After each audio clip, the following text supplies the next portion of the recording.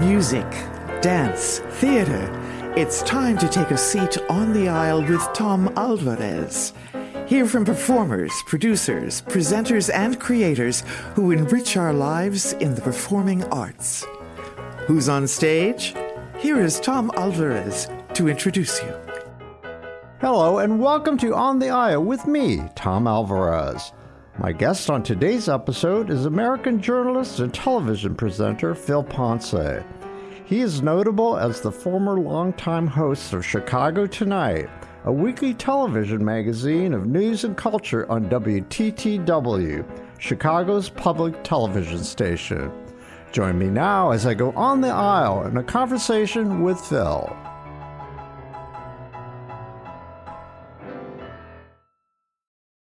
The holidays are all about sharing with family. Meals, couches, stories, Grandma's secret pecan pie recipe. And now you can also share a cart with Instacart Family Carts.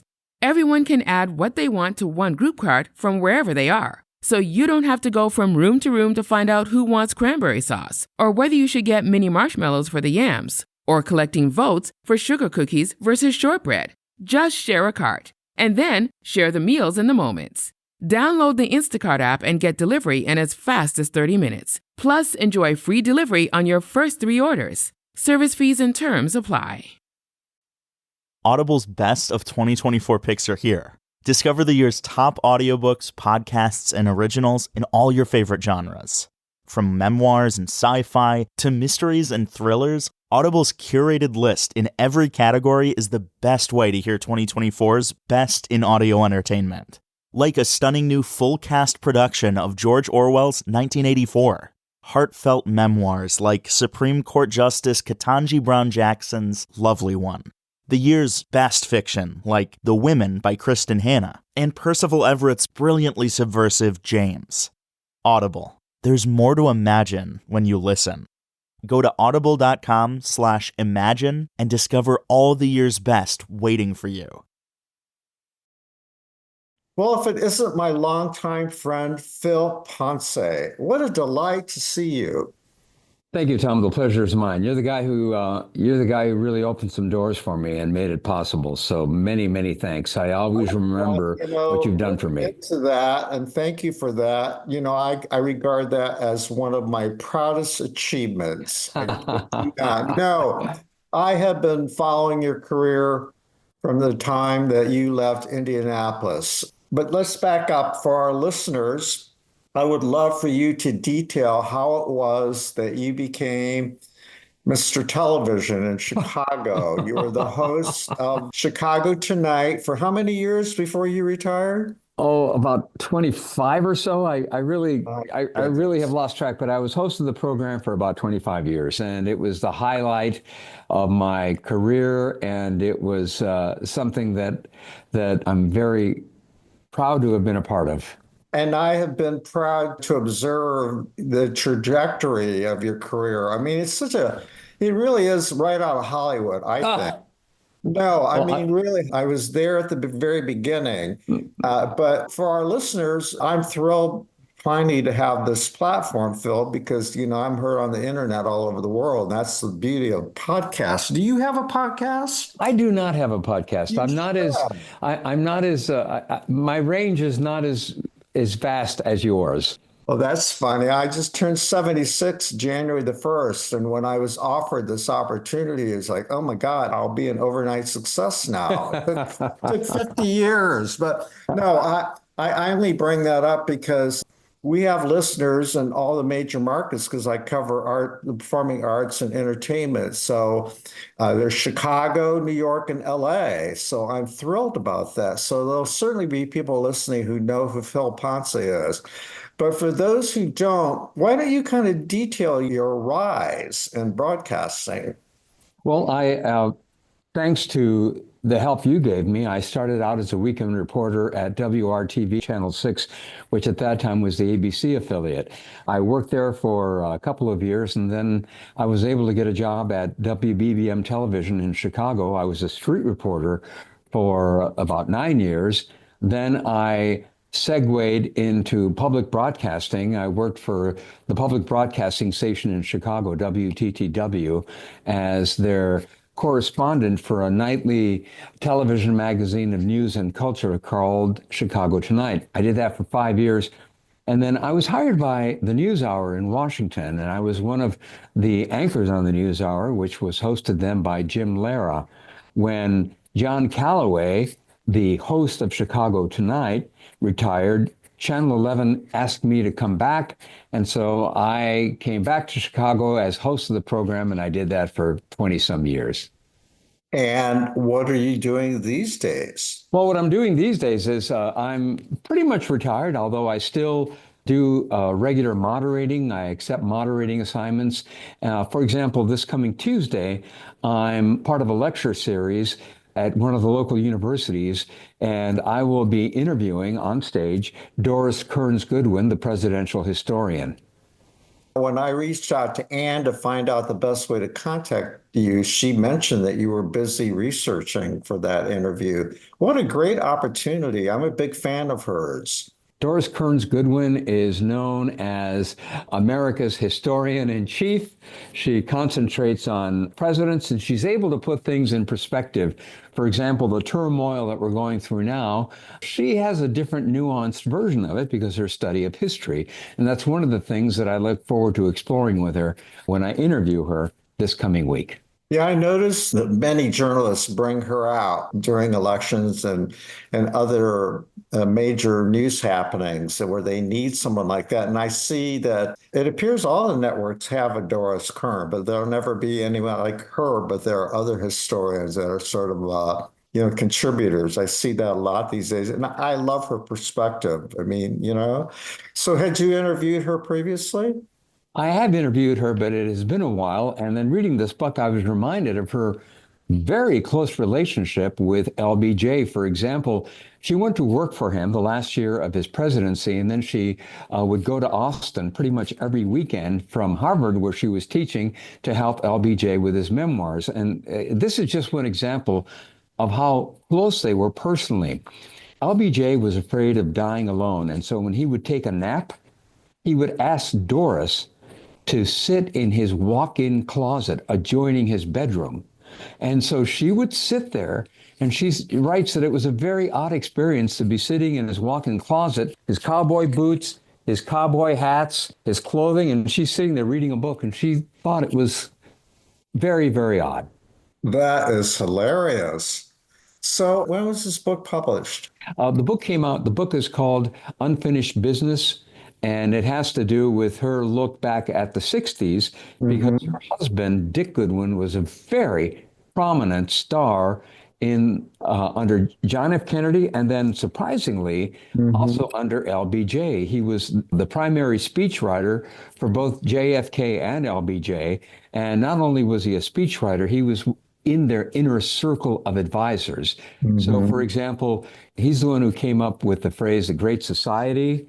He helped prepare JFK for his debates with Nixon. He was very active in the RFK, Robert Fitzgerald Kennedy campaign before Robert was assassinated. So he was one of these Z-League type characters in the 60s. And so it has to do with her looking back at her relationship with him, but also some of the larger issues that happened in the 60s and how they continue to resonate. And unfortunately, many of them still have not been resolved. Well, you can say that again. So, Phil, over the years, let's talk about the 25 years that you hosted Chicago Tonight. I can only imagine the breadth and width of your coverage of names as big as Doris Kearns, if not bigger. What are some of those names that stand out for you as an interviewer? Well, I will say that Barack Obama was on our program roughly 20 times before he became president. Of course. So he was a frequent guest. In fact, one of the stories I tell is that he called me up to have lunch with me, and I called him back, and he called me back, and then I thought, this is just too much trouble, and I dropped the ball on it. I think that was a real big mistake on my part. I can only imagine. Yeah. Tom, I think he was probably calling all journalists just to establish a good relationship with the press. But anyway, Sounds like it was a missed opportunity. So how did you drop the ball? You Well, just I just didn't bother calling him back. well, I mean, okay, And so it really affected his career.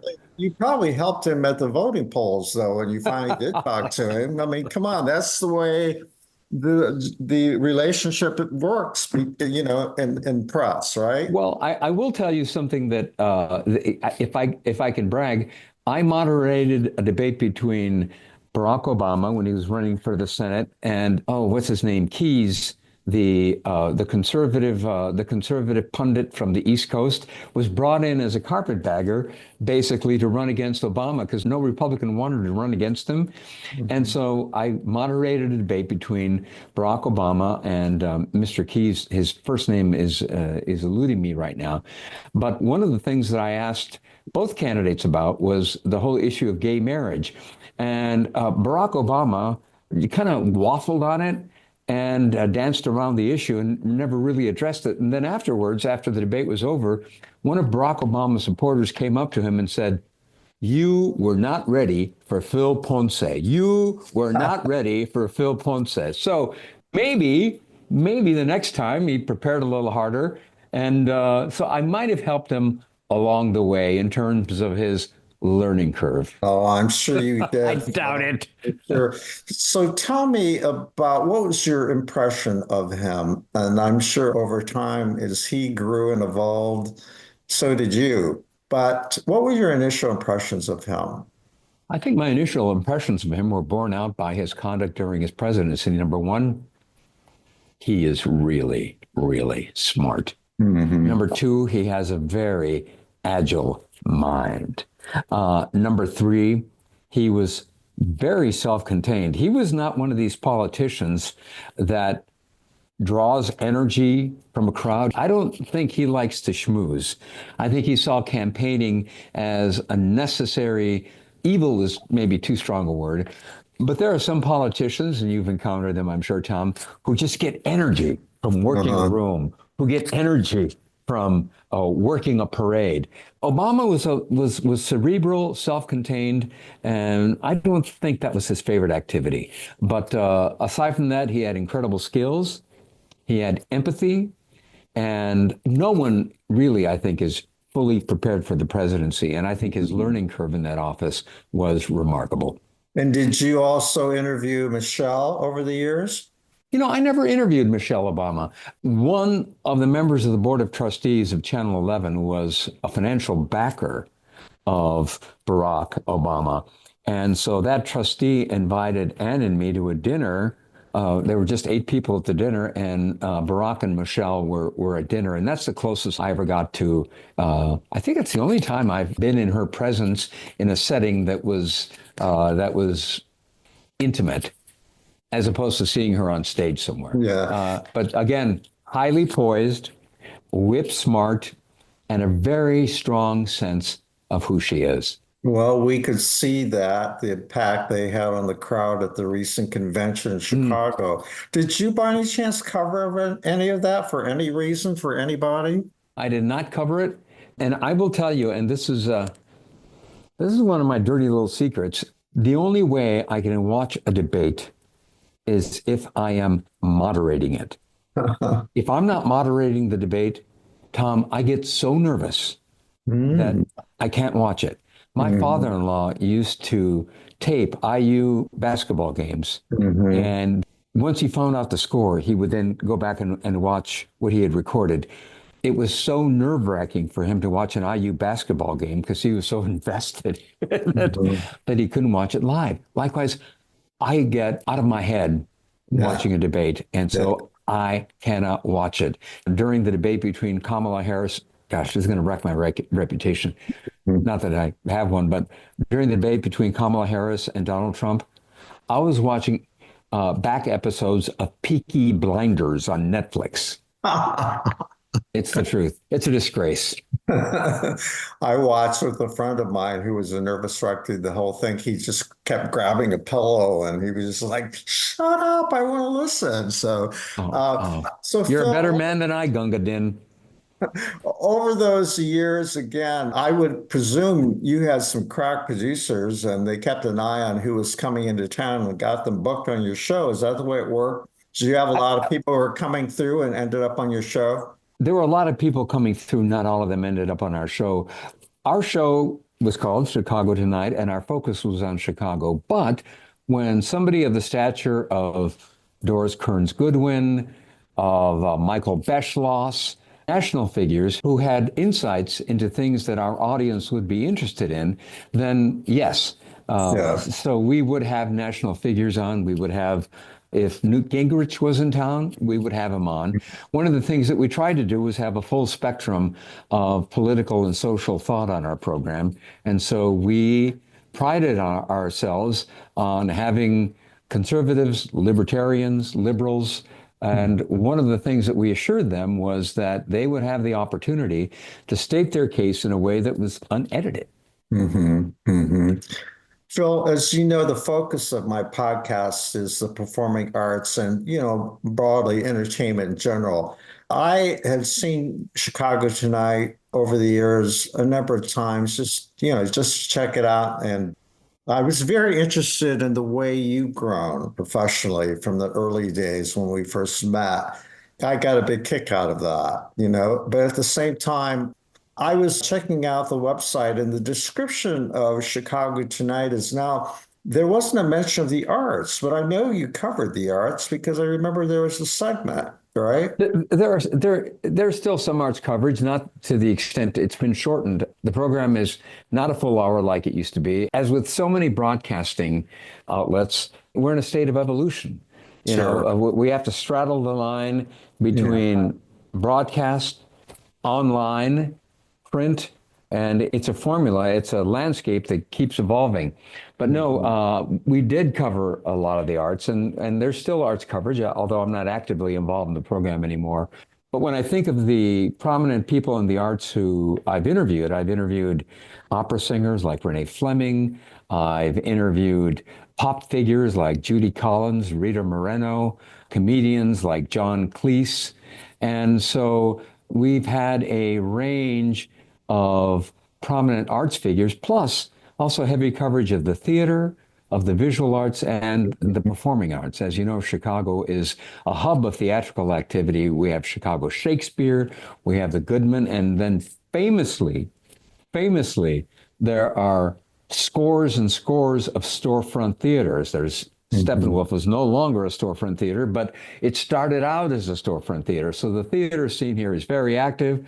We have an outstanding orchestra. We have an outstanding museums. So, for example, a major show like the one that's taking place now at the Art Institute with Georgia O'Keeffe, we certainly would cover major exhibitions like that.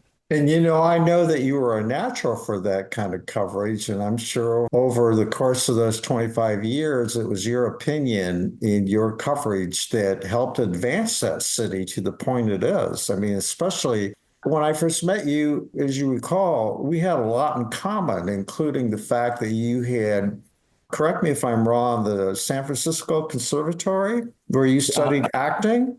American Conservatory Theater in San Francisco. Correct. ACT. And you're right. I mean, my love of the performing arts, started actively in high school, where I was able to get some really good roles in the high school musicals. Bishop Knoll and Bishop Knoll Institute in Hammond, Indiana. What year did you graduate? I graduated in 1967.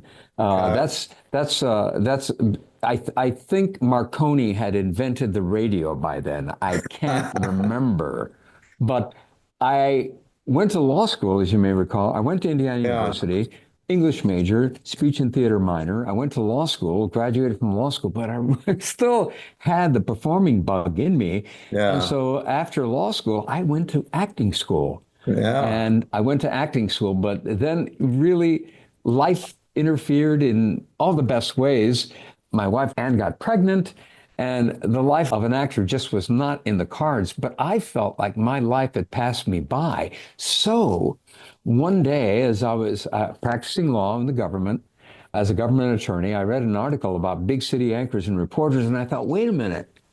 It's kind of perfect because the analytical skills that law has provided me and the performance skills that acting school and my love of acting and theater has given me, it would kind of be a perfect marriage.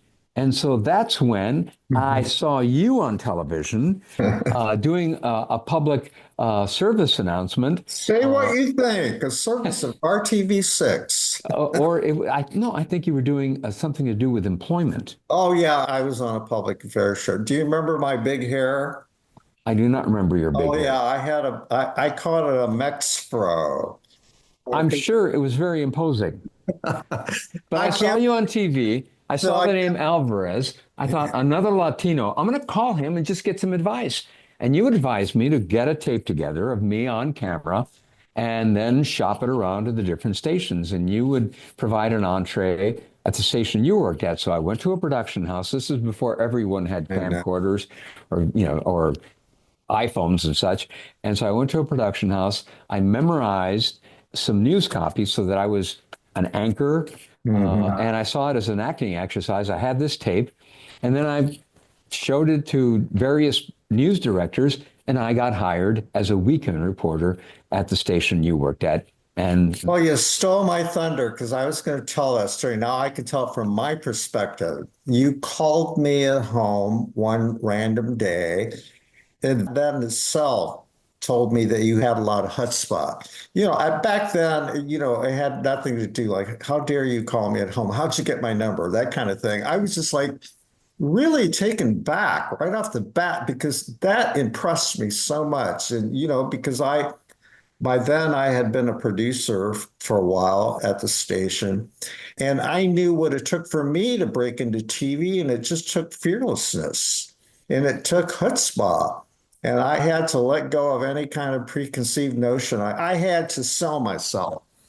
And I saw that quality in you immediately. And it just really intrigued me about you and just the way you presented yourself. And then the tape, that's what really compelled me to do what I could to help you because I could see the effort that you, being in production myself, and the fact that you went to all of that effort to pitch yourself, it was the perfect thing for you to do. And the fact that I remember the news copy that you wrote, just the whole thing. And you were sitting at this like cheesy desk. And I know. but it was perfect because I could see, and I'm proud of myself to this day because like I've been around some of the most talented people in the world, who come through Indianapolis or I've interviewed over the phone or whatever, now Zoom calls. But so I know talent when I see it. And I could see in your performance that you had that it factor. And I gave the tape. I don't know who else you sent to, but I gave the tape to Robert Gamble, the news director, right. And he was a tough cookie, that guy. Oh, I know he was. And the fact that you sold him on the basis of that tape, he perceived it in the way I did, that you really showed that you not only were serious, he knew it would just take a little experience and some polish, and you were right up there. And the fact that, correct me if I'm wrong, this is the Hollywood part of anyone ever does a documentary on this. It's going to be great stuff, or a feature. It could be a feature film. But I understand there was an agent in town for the 500 festival or race, and they saw you randomly on the weekend news, and they whisked you off to Chicago. Well, isn't that true, though? It's not exactly that, but I did send the work that I had done at WRTV to Chicago, and I cannot remember how I connected with that agent, to be honest with you. It might have been something like that. I think I heard the story that because that happened, by the way, to several people in this market. People were in town for the race, and they saw these local talent. Think about it. It sounds plausible. Oh, it does sound possible. Then you were whisked away to one of the top markets in the country. It made people's heads spin in that newsroom at Channel 6, because I mean, the dream is that you start out in Terre Haute, you make it to Channel 6 at the time. I think it was the 25th market, was it back then? I don't remember. Right. And it was a pretty good sized market. Oh, yeah. Oh, And yeah. people came from not only Indiana, but places like, Butte, Montana, and whatever, Tulsa, Oklahoma, to make their way to Indianapolis. But many of them, the part of the strategy, I know this firsthand because I've talked to enough talent locally to know this. Then they'd have their eyes set on Chicago and then New York, That's right. so that's what makes your career such so we had that in common. And then, of course, that we're both Mexican American and, our You're roots. Mexican American?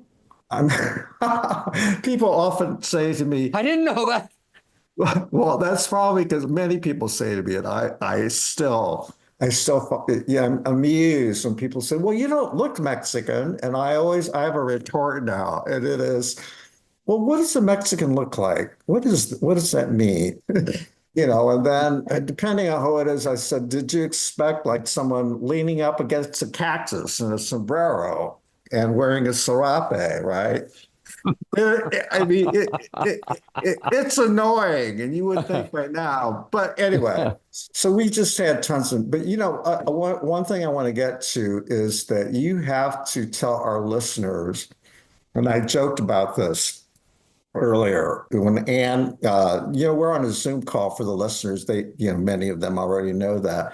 But apparently you are in Anne's office. I am on Anne's computer. Okay. And it's her Zoom account, but I don't know if my wife is a painter, and I don't know. I was just going to comment on that. Oh my gosh, she is just amazing. So describe it for our. Well, what you're looking at is a painting, a bunch of decorative vessels, and the actual vessels are sitting on a piano right beneath the painting. And so our house is full of Anne's paintings. She is a remarkable painter. She's done a lot of portraits. She's done portraits of university presidents, including one of the presidents of Indiana University, John Ryan, who was president, I don't know, 25, 30 years ago.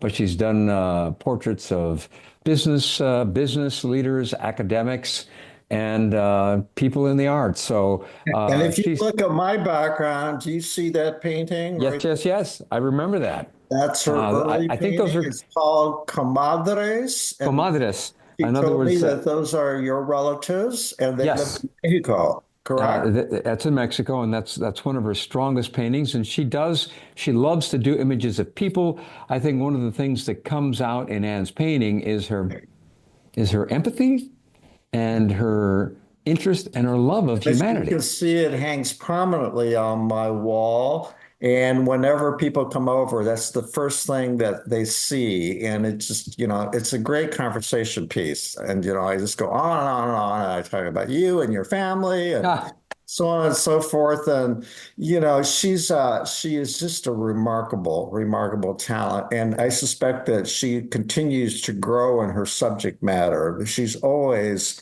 had a new period, right? Well, like Picasso. No, she totally is. She has been working on a major piece that she just finished. It's oil. It's a portrait of our granddaughter Maya, and it's in the style of Balthus, who did these kind of edgy paintings of young, not quite teenagers, and he was considered, kind of controversial at the time, and probably still is with this imagery. But Anne was taken with the composition, the pose, and the colors, and. How can people find her work? What is her website address? AnnePonce.com. Simple, right. We're getting ahead of ourselves. There's not only Anne, I jokingly called you guys the dynasty, and I want to have you all on. I think, has anybody had you all on the air together in a show? No. Well, no. see, no. Not yet. Talk about documentaries. People have better judgment. I mean, and I've read a lot of press up in Chicago where they have called you a dynasty, and you guys have got a lot of press as a family. I know this, and I'm always so thrilled to see that. Tell our listeners about your family, the dynasty. A dynasty presupposes that there was some planning involved, and believe me, there was no planning. Well, It's for not like want of a better word, you guys are really have become a cultural treasure in Chicago. I don't. You're Go down the very. line. Okay, we talked about Anne, and Anne's Dan, work is in many, many collections, I'm sure by now. they are our oldest son Dan graduated from IU, and his big fame to claim in terms of Indiana University is where he was a music major, is that he was the founder of the a cappella group Straight No Chaser. He was the original music director, and he recruited the original members. And people who know Straight No Chaser or who are from Indiana University know what has happened with that Do group. you remember the day that you called me? At the time, I was an executive director of a theater company, and you called me to tell me about this group, and you were his biggest promoter, and you told me about this group, and they were coming to Indianapolis, and I think you reached out to me because you guys were looking for press opportunities. And see, I think about that too, and what has happened ever since. And then I saw you and the family when they did their, I think it was their Indianapolis debut once they had become really big. And I was at a Christmas concert of theirs at the Murat. What Right. a fun memory that was. It was an outstanding performance. It was sold out. Didn't they debut their Christmas song about Indiana? Oh, I mean, it was just I something. don't know if they debuted it there, but they certainly performed it. The fact of the matter is that it was a hometown crowd. The biggest crowd they have every year is in Indianapolis because the group started at IU, and most of the members are from Indiana. Several of them from Indianapolis Well, itself. come on, Dan would not be here if it weren't for you and Ann meeting at IU as students. That's right. That's right. But so Dan was a member of the group for some time, and then after they went professional, he stayed with them for a couple of years. But then he decided he really wanted to start a family. And Straight No Chaser, as you know, tours quite a bit, and so he decided to step back from being in Straight No Chaser so that he could settle down and have a family, and that's what he's done. Okay, now let me introduce this next segment of your family history. I got another call from Phil Ponce to tell me about young Anthony, who was looking to secure a gig at Channel 8 here in Indianapolis, which happens to be the station that my podcast emanates from, by the way. So what a great coincidence. Anthony started out as a Fort reporter Wayne, in Fort Wayne, my hometown. your hometown. That's right. I believe it was at Wayne TV, Yep. and he started out in Fort Wayne. He was there Yes, for a couple. affiliate. He was there for a couple of years, and then he was hired by Wish in Indianapolis. He was there for a couple of very happy years, and then he was hired by the NBC station as a reporter here in Chicago. And at that point, Dan, who had started out as a reporter in Lansing, Michigan, had been hired by the ABC station in Chicago. So both of them were street reporters in the city, and that's when the whole thing about a Ponce dynasty started, because they were on two of the leading commercial stations, and I was hosting the PBS station. So Didn't you guys all have a radio show together on someone's yes, platform? Dan and Anthony had a radio outlet? show, and I was an occasional guest. Oh, talk about. There's no other story like this anywhere. Come on. And Well, then, listen, and then there's Maria. Maria is a very successful photographer here in Chicago. She does fashion, she does portraiture. She has been a photographer for the Bulls. She has photographed famous people. She did a very long photo shoot with Meghan Markle before she became Really? I didn't know yes, the that. Duchess of whatever she is. And I asked her, and I've asked her many times, what was Meghan Markle like? Because Meghan Markle has gotten such terrible press in many quarters, as you know. And she said back then, Meghan Markle was on the television program Suits, as you probably know. And she came in for this photo shoot where she was the cover story of the Chicago Tribune magazine at the time, Sunday magazine. And Maria said she was the consummate professional. She had no attitude. It was just her and her then husband, and she knew exactly how to pose and was a very easy person to work with. But she's also done Chance the Rapper. Who else has she done? She's done other sports figures and local celebrities. And she's the photographer for Lululemon. They do a lot of the yoga clothing and that sort of thing. So Does Maria, she and Anne still share a studio space?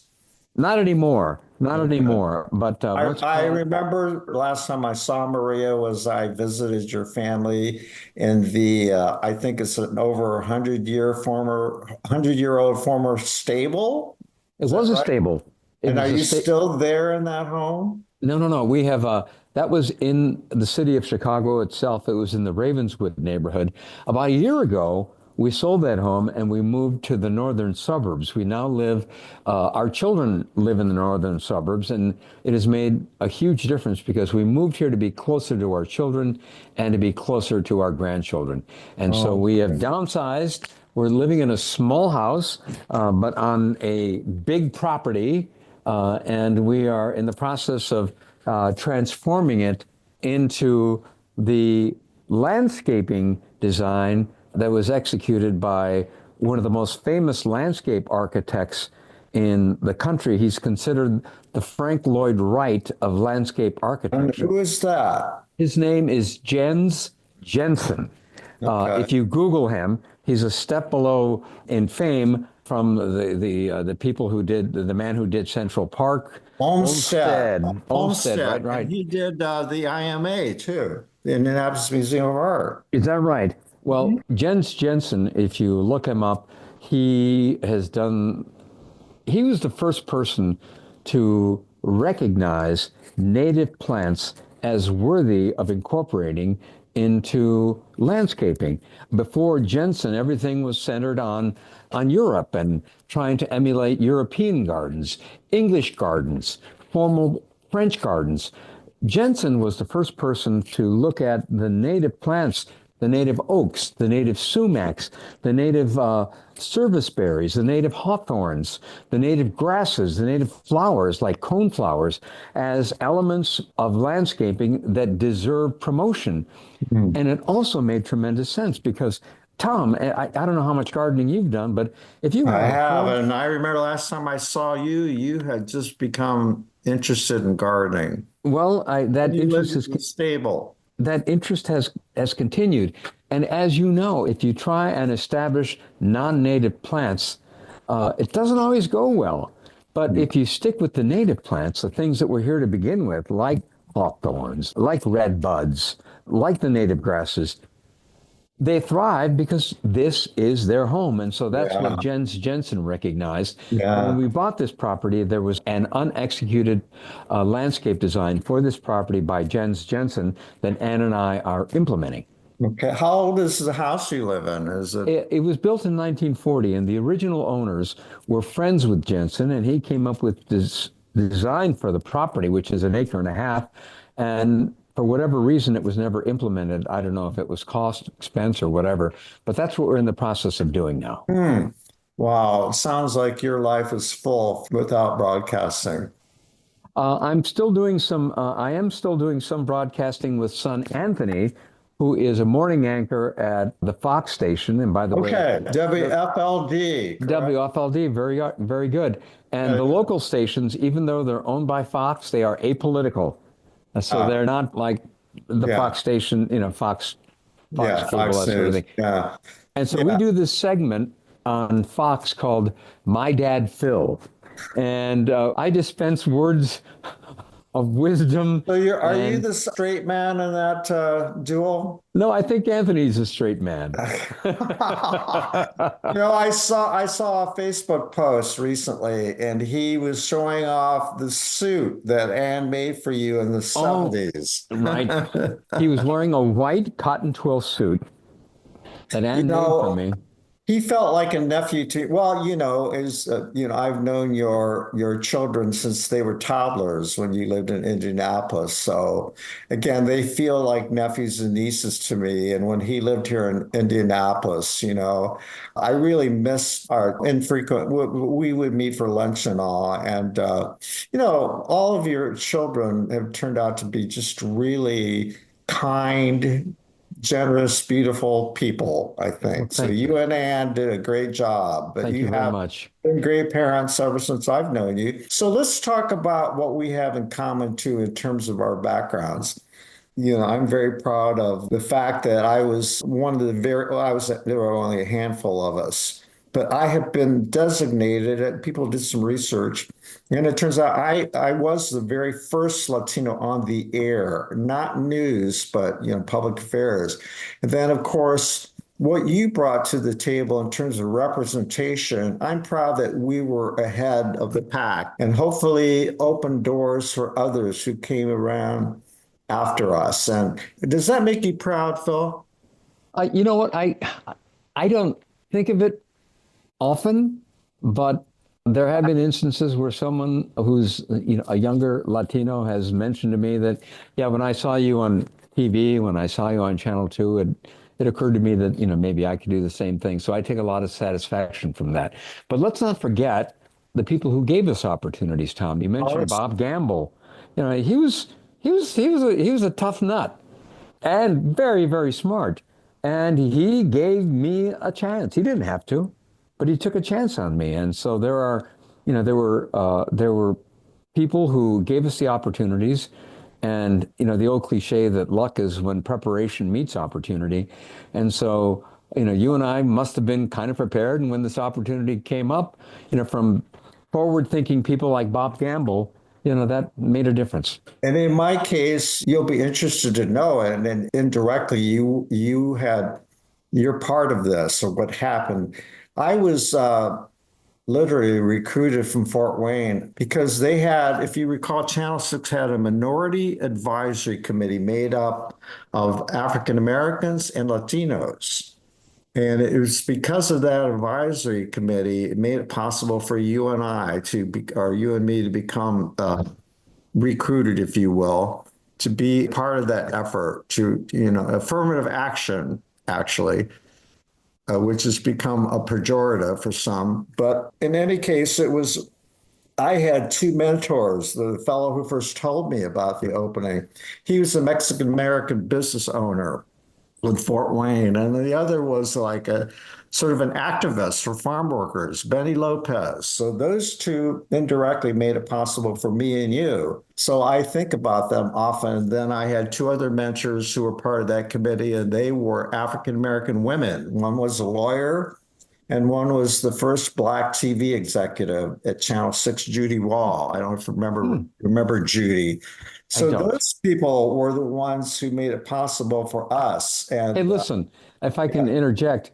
we can never forget that we're standing on the shoulders of other people. absolutely. And if other people are standing on our shoulders, to me, Well, that's a and thrill people and that an I honor. trained, Phil, at Channel 6 went on to have careers that went way beyond anything I've ever done. And that makes me very, very pleased and then it continues. And I'm sure in Indianapolis does not look anywhere near it was when you were on the air. No. I mean, African American, Asian, openly, I hate using that word, but LGTB, it's not a big deal here in the market anymore. So, and I'm for sure Chicago reflects the same kind of evolution, does it not? I would say so. I would say Yeah. so. Keep in Another mind that important thing, Chicago is one of the capitals of Blue America, yeah, for want of yeah, a better phrase. So but the other thing that I like so much about Chicago is that it's a working class city at its roots. It has a very Midwestern approach to life in that you better not be full of yourself. You yeah. better not, because you'll go down a peg. And I know it's that Speaking of way in working Indianapolis. class, you and I also had that in common. My father was a factory worker, former farm worker, San Antonio, Texas, and you came from McAllen, Texas, and your parents were steel workers. Am That's I correct. correct? Both of them were steel workers, and there is in me, and as I assume there is in you, a continuing appreciation for our blue collar roots. Because if it Absolutely. hadn't been for the sacrifices that your family made for you and my family made for me, we wouldn't be having this conversation. You had a large family, remind me, and Stella was probably your only sibling that I got to know. Please give her my Thank regards. you very much. I came from a big family. There were 9 children in our family. I'm the third oldest. There were 3 boys and 6 girls. And thank God, we're all still alive. We all still get along. Not all of us are on the same page politically as the others, but we're not the only family doing No, I that. didn't realize that you can. I come from a family of 9.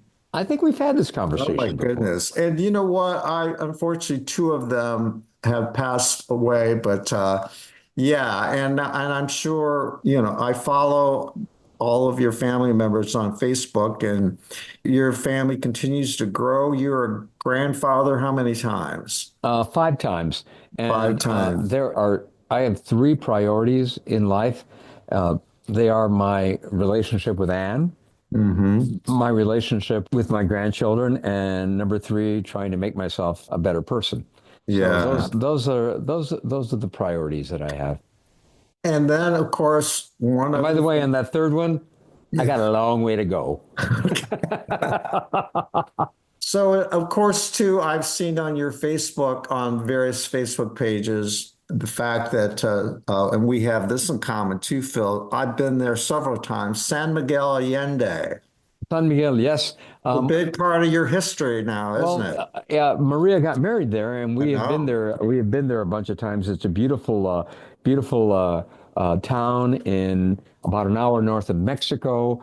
It's very picturesque. It's very quaint. It's often used as a movie set because I think it's a UNESCO World Heritage Site. Uh, Wasn't there a Brad Pitt movie down there? Old I Mexico? I I can't don't remember. know, Yeah, yeah. but you know who died there? It was either Neil Cassidy or Jack Kerouac. Oh my. They died, they were found dead on the railroad tracks right outside of San Miguel de Allende. Did you ever read the book that got the whole thing started on Mexican time? Absolutely. Absolutely, I read it. It was a person who moved to San Miguel from California, and it talks about how his introduction into San Miguel. He tells some amazing stories Mhm. about San Miguel, including, I don't know if you remember this one, the man who killed somebody twice. It was there was a bookstore owner, and somebody was having an affair with his wife, and so the bookstore owner shot the man and put the man in his trunk because there are these open pit mines outside of town, and he was going to dump the body in one of these open pit mines. And so he opens the trunk, and the man is still alive. And so he drags I the remember. body out of the car and pummels him to death again with a shovel. Just as he's dragging the body to the pit, a police car comes by, sees the whole thing, and arrests him. And at trial, the judge said, well, certainly no one can blame you for killing him the first time. It was a matter of honor. He was disgracing your honor by having an affair with your wife. But killing him the second time, that was too much. So he went to prison. I remember that book had a huge influence on people moving to Mexico. But I understand that the retiree community from America has just grown and grown and grown. I hope there aren't any golden arches there, though. I hope they maintain the historical integrity. I think Yeah. the only Well, golden there are arches. Walmarts in Mexico, and Oh, there's sure. I think the only arches in San Miguel that Americans have brought are in their shoes. oh, good one. Well, so one more thing I want to ask you about is, are you still teaching at Loyola? I was a lecturer and visiting professional in residence at Loyola University Chicago, I don't know, for about 20 years. Okay. And I just wrapped that up last year. Oh, you did. Right. I finally thought, you know what? That's enough. But I still go down there occasionally when one of my former faculty colleagues says, would you mind coming and giving a presentation on Did you interviewing? enjoy teaching, Phil? Uh, I enjoyed the classroom aspect of it. as far as the grading papers and all that stuff, No. absolutely not. It's Yeah. horrific. Yeah. Any teacher in this country should have their salary doubled, as far as I'm concerned. It is really hard and essential work. Yeah.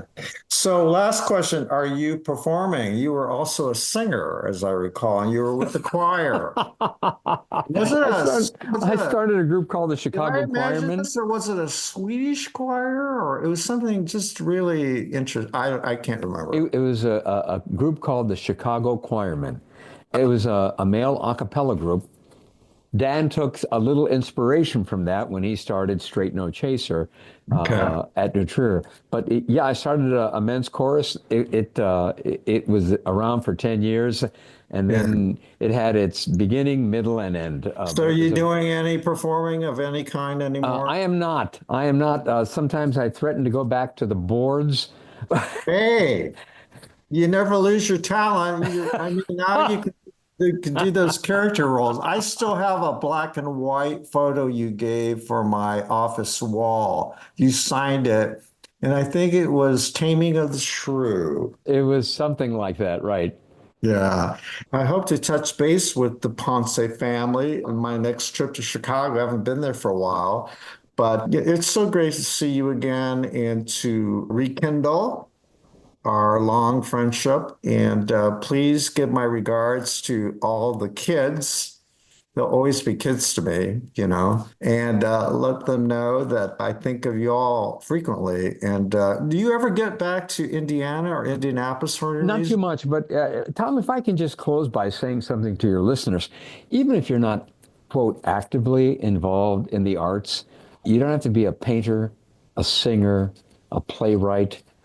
You don't have to fully carry the mantle of culture, but each of us in our own small way can promote the arts by being appreciative audience members, of buying an occasional painting, even if it's only, a $50 painting at an art fair or a $100 painting at an art fair.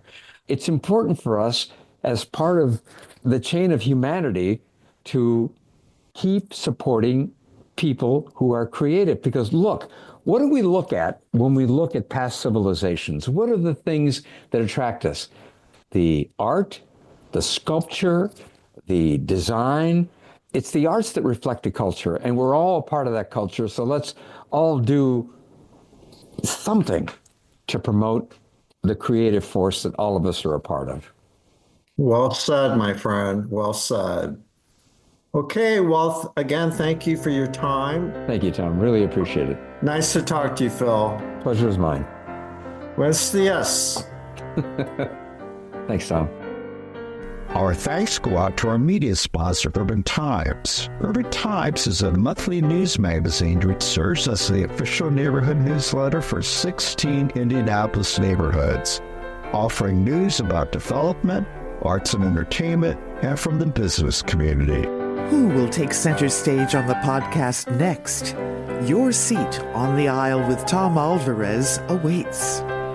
Follow Tom on Facebook, Instagram, Twitter, and TikTok, and make sure to visit tomalvarez.studio. Watch Tom every other Thursday on Lifestyle Live on Wish TV, and make sure to listen every week here on the All Indiana Podcast Network.